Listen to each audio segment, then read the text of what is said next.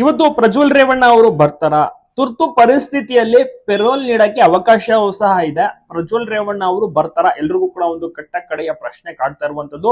2 ವರ್ಷಗಳಿಂದ ಶಿಕ್ಷೆನ ಅನುಭವಿಸ್ತಾ ಇದ್ದಾರೆ. ಜೀವಾವಧಿ ಶಿಕ್ಷೆಗೆ ಗುರಿಯಾಗಿರುವಂತಹ ಪ್ರಜ್ವಲ್ ರೇವಣ್ಣ ಅವರ ಒಂದು ಫೋಟೋನು ಕೂಡ ಇಲ್ಲಿಯ ತನಕ ವೈರಲ್ ಆಗಿಲ್ಲ. ಬಟ್ ಅವ್ರು ಹೇಗಿದ್ದಾರೆ, ದಪ್ಪ ಇದ್ದಾರ, ಸಣ್ಣ ಆಗಿದ್ದಾರೆ, ಯಾವ ರೀತಿ ಇದ್ದಾರೆ, ಯಾವ ಒಂದು ಮಾಹಿತಿಯೂ ಸಹ ಇಲ್ಲ. ಬಟ್ ಇದೀಗ ಅಜ್ಜಿ ಅಗಲಿಕೆ ಆಗಿರುವಂತ ಹಿನ್ನೆಲೆಯಲ್ಲಿ ಪ್ರಜ್ವಲ್ ರೇವಣ್ಣ ಅವರು ಅಂತಿಮ ವಿಧಿವಿಧಾನ, ಅಂತಿಮ ದರ್ಶನಕ್ಕೆ, ಅಂತ್ಯಕ್ರಿಯೆಗೆ ಬರುತ್ತಾರಾ ಅಂತ ಎಲ್ರಿಗೂ ಕೂಡ ಒಂದು ರೀತಿಯಲ್ಲಿ ಪ್ರಶ್ನೆ ಮೂಡ್ತಾ ಇದೆ. ಮತ್ತೆ ಈಗಾಗಲೇ ಒಳನರಸೀಪುರದಲ್ಲಿ ಅವರ ನಿವಾಸ HD ರೇವಣ್ಣ ಅವರ ನಿವಾಸದಲ್ಲಿ ಚೆನ್ನಮ್ಮ ಅವರ ಅಂತಿಮ ದರ್ಶನವನ್ನ ಪಡೆಯೋಕೆ ಲಕ್ಷಾಂತರ ಅವರ ಅಭಿಮಾನಿಗಳಾಗಿರ್ಬೋದು, ಕಾರ್ಯಕರ್ತರ, ಕುಟುಂಬಸ್ಥರು ಎಲ್ಲರೂ ಕೂಡ ಬರ್ತಾ ಇದ್ದಾರೆ. ಜೊತೆಗೆ ನಿನ್ನೆ ನೋಡಿರ್ತೀರಾ ಯಾವ ರೀತಿ ಬೆಂಗಳೂರಿನಿಂದ ಹೊರಟಂತ ಒಂದು ಅಂತಿಮ ಯಾತ್ರೆ ಪ್ರತಿಯೊಂದು ಊರಿನಲ್ಲೂ ಕೂಡ ತುಂಬಾ ಜನ ಸೇರಿರ್ತಾರೆ. ಹಾಸನದಲ್ಲೂ ತುಂಬಾ ಜನ ಸೇರಿರ್ತಾರೆ. ಏನು ಮಾವಿನಕೆರೆ ರಂಗನಾಥ ಸ್ವಾಮಿ ದೇವಸ್ಥಾನ ಅದರ ಕೆಳಗಡೆ ತಪ್ಪಲಿನಲ್ಲೇ ಒಂದು ದೊಡ್ಡ ಮಟ್ಟಿಗೆ ಅಲ್ಲಿ ಸ್ಟೇಜ್ ಎಲ್ಲವನ್ನೂ ಕೂಡ ಅಂದ್ರೆ ಗಣ್ಯರು ಬರ್ತಾರೆ.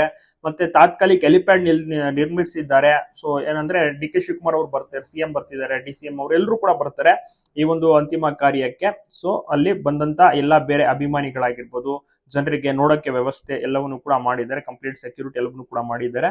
ಸೊ ಹೀಗಾಗಿ ಪ್ರಜ್ವಲ್ ರೇವಣ್ಣ ಅವರು ಬರ್ಬೋದಾ ಅಂತ ಎಲ್ರಿಗೂ ಕೂಡ ಒಂದು ಪ್ರಶ್ನೆ ಕಾಡ್ತಾ ಇದೆ. ಮತ್ತೆ ಅವರು ಕುಟುಂಬಸ್ಥರು ಅರ್ಜಿಯನ್ನು ಕೂಡ ಸಲ್ಲಿಸಿದ್ದಾರಂತೆ ಪೆರೋಲ್ಗಾಗಿ.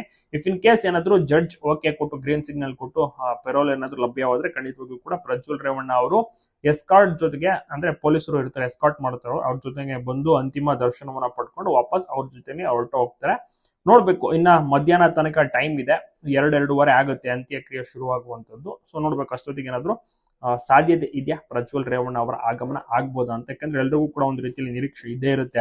ಕುಟುಂಬಸ್ಥರಾಗಿರುವಂತಹ ಕಾರಣ ಮತ್ತೆ ಮೊಮ್ಮಕ್ಕಳೆಲ್ಲರೂ ಕೂಡ ಅಲ್ಲಿ ಹಾಜರಾಗಿದ್ದಾರೆ. ಆದ್ರೆ ಪ್ರಜ್ವಲ್ ರೇವಣ್ಣ ಅವರು ಮಾತ್ರ ಹಾಜರಾಗಿಲ್ಲ. ಸೊ ಅವಕಾಶ ಸಿಗುತ್ತಾ, ಅನುಮತಿ ಸಿಗುತ್ತಾ, ತುರ್ತು ಪರಿಸ್ಥಿತಿಯಲ್ಲಿ ಬಂದಿರುವಂತಹ ಬೇರೆ ಬೇರೆ ಉದಾಹರಣೆಗಳಿದಾವೆ. ಸೊ ಹೀಗಾಗಿ ಇವರ ಒಂದು ವಿಷಯದಲ್ಲಿ ಎಲ್ಲರೂ ಕೂಡ ಕೇಳ್ತಾ ಇದ್ದಾರೆ ಪ್ರಜ್ವಲ್ ರೇವಣ್ಣ ಅವರು ಬರ್ತಾರ ಅಂತ. ಎಲ್ರಿಗೂ ಕೂಡ ಒಂದು ರೀತಿಯಲ್ಲಿ ಕುತೂಹಲ, ನಿರೀಕ್ಷೆಯೂ ಸಹ ಇದೆ. ಕಾದ್ ನೋಡೋಣ, ಇವತ್ತು ಮಧ್ಯಾಹ್ನದ ತನಕ ಅವಕಾಶ ಇದೆ.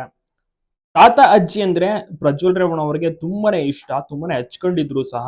ಏನು ನಿಖಿಲ್ ಕುಮಾರಸ್ವಾಮಿ ಅವರು ಯಾವ ರೀತಿ ಇದ್ದಾರೆ ಅದೇ ರೀತಿ ಒಂದು ಒಡನಾಟ ಇತ್ತು. ಮಾಜಿ MP ಇಬ್ರು ಮುಂಚೆ MP ಆದಂತ ಟೈಮ್ಲೂ ಸಹ ಅಷ್ಟೇ ಒಳ್ಳೆ ಚೆನ್ನಾಗಿ ರಾಜಕೀಯ ಎಲ್ಲವನ್ನೂ ಕೂಡ ಮಾಡ್ತಾ ಇದ್ರು. ಬಟ್ ಅವರು ಏನು 2024 ಒಂದು ಎಡವಟ್ಟು ತಪ್ಪನ್ನ ಮಾಡ್ಕೊಂಡ್ಬಿಟ್ರು. 2 ವರ್ಷದಿಂದ ಒಳಗಡೆನೆ ಇದ್ದಾರೆ. ಜೀವಾವಧಿ ಶಿಕ್ಷೆಗೆ ಗುರಿಯಾಗಿರುವಂತದ್ದು, ಅಂತಿಮ ಶಿಕ್ಷೆ ಅಲ್ಲ. ಸೊ ನೋಡ್ಬೇಕು ಏನಾಗುತ್ತೆ ಅಂತ. ಬಟ್ ಈ ವಿಚಾರ ತಿಳಿಯುತ್ತಿದೆ ಅಂತಂದ್ರೆ, ಅಜ್ಜಿ ಅಗಲಿಕೆಯ ವಿಚಾರ ತಿಳಿಯುತ್ತಿದ್ದಂತೆ ಊಟ ಮಾಡ್ತಿಲ್ಲ, ನಿದ್ದೆ ಮಾಡ್ತಿಲ್ಲ, ಮತ್ತೆ ಕಂಪ್ಲೀಟ್ ಆಗಿ ಮೌನಕ್ಕೆ ಜಾರಿದ್ದಾರಂತೆ, ಶರಣಾಗಿದ್ದಾರಂತೆ ಪ್ರಜ್ವಲ್ ರೇವಣ್ಣ ಅವರು. ಜೈಲಿನ ಒಳಗಡೆ ಬಹಳಷ್ಟು ದುಃಖವನ್ನ ಅನುಭವಿಸ್ತಾ ಇದ್ದಾರಂತೆ. ಮತ್ತೆ ಅಂತಿಮ ದರ್ಶನವನ್ನ ಪಡಿಬೇಕು ಅಂತ ಒಂದು ಹಂಬಲಿಸ್ತಾ ಇದ್ದಾರಂತೆ. ಸೊ ಇವತ್ತು ಏನಾಗುತ್ತೆ, ಬರ್ತಾರ ಆಚೆ ಕಡೆ ಪೆರೋಲ್ ನಲ್ಲಿ ಬಂದು ನೋಡ್ಕೊಂಡು ಹೋಗ್ತಾರ ಅಂತ ಎಲ್ರಿಗೂ ಕೂಡ ಒಂದು ರೀತಿಯಲ್ಲಿ ಕ್ವಶನ್ ಇದೆ. ನೋಡ್ಬೇಕು ಏನಾಗುತ್ತೆ ಅಂತ. ಕುಟುಂಬಸ್ಥರಿಗಂತೂ ಖಂಡಿತವಾಗ್ಲೂ ಆಸೆ ಇರುತ್ತೆ. ಯಾಕಂದ್ರೆ ಎಲ್ಲಾ ಮೊಮ್ಮಕ್ಕಳು ಇದ್ದಾರೆ. ಸೊ ಪ್ರಜ್ವಲ್ ರೇವಣ್ಣ ಅವರು ಸಹ ಅಜ್ಜಿ ಅಂತಿಮ ದರ್ಶನವನ್ನ ಪಡ್ಕೊಳ್ಳಿ. ಇವರು ಏನಂದ್ರೆ ಚೆನ್ನಮ್ಮ ಅವರು ಕಂಪ್ಲೀಟ್ ಕುಟುಂಬಕ್ಕೆ ಒಂದು ದೊಡ್ಡ ಆಧಾರ ಸ್ತಂಭವಾಗಿದ್ರು. ನೋಡಿ ಇವಾಗ ಎಷ್ಟೊಂದು ಲಕ್ಷಾಂತರ ಜನರು ಚೆನ್ನಮ್ಮ ಅವ್ರನ್ನ ನೋಡಕ್ಕೆ ಬರ್ತಾ ಇದ್ದಾರೆ. ನೀವೇ ನೋಡ್ತಾ ಇದ್ದೀರಾ ಎಷ್ಟೊಂದೆಲ್ಲ ಜನರಿದ್ದಾರೆ ಅಂತ. ಮತ್ತೆ HD ಕುಮಾರಸ್ವಾಮಿ ಅವರು, ರೇವಣ್ಣ ಅವರು ಎಲ್ಲರೂ ಕೂಡ ಚೆನ್ನಮ್ಮ ಅವ್ರನ್ನ ದೇವರಿಗೆ ಯಾವ ರೀತಿ ನಮಸ್ಕರಿಸಿ ಪೂಜೆ ಸಲ್ಲಿಸಿ ಅಷ್ಟೊಂದು ಗೌರವ ಕೊಟ್ಟು ನೋಡ್ತಾರೆ. ಅಷ್ಟೊಂದು ತಾಯಿಯನ್ನ ಇಷ್ಟ ಪಡ್ತಾ ಇದ್ರು, ಚೆನ್ನಾಗಿ ನೋಡ್ಕೊತಾ. ತಂದೆ ತಾಯಿ ಅಂದ್ರೆ ಅಷ್ಟೊಂದು ಅಚ್ಚುಮೆಚ್ಚು.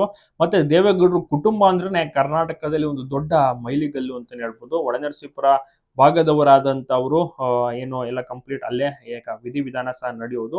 ನೋಡೋಣ ಏನಾಗ್ಬೋದು. ಪ್ರಜ್ವಲ್ ರೇವಣ್ಣ ಅವರಿನ ಮಧ್ಯಾಹ್ನ ತನಕ ಟೈಮ್ ಇದೆ, ಬರುವಂತ ಸಾಧ್ಯತೆ ಇದೆಯಾ. ಅರ್ಜಿ ಅಂತ ಕೊಟ್ಟಾಗಿದೆ. ಬಟ್ 24 ಗಂಟೆ ಒಳಗೆ ಅದು ವಿಚಾರ ಆಗಿರ್ಬೋದು.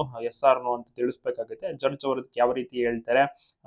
ಜೀವಾವಧಿ ಶಿಕ್ಷೆಗೆ ಗುರಿಯಾಗಿರುವಂತಹ ಪ್ರಜ್ವಲ್ ರೇವಣ್ಣ ಅವ್ರನ್ನ ಪೆರೋಲ್ ನಲ್ಲಿ ತುರ್ತು ಆಗಿ ಕಳಿಸಿ ಕೊಡ್ತಾರ.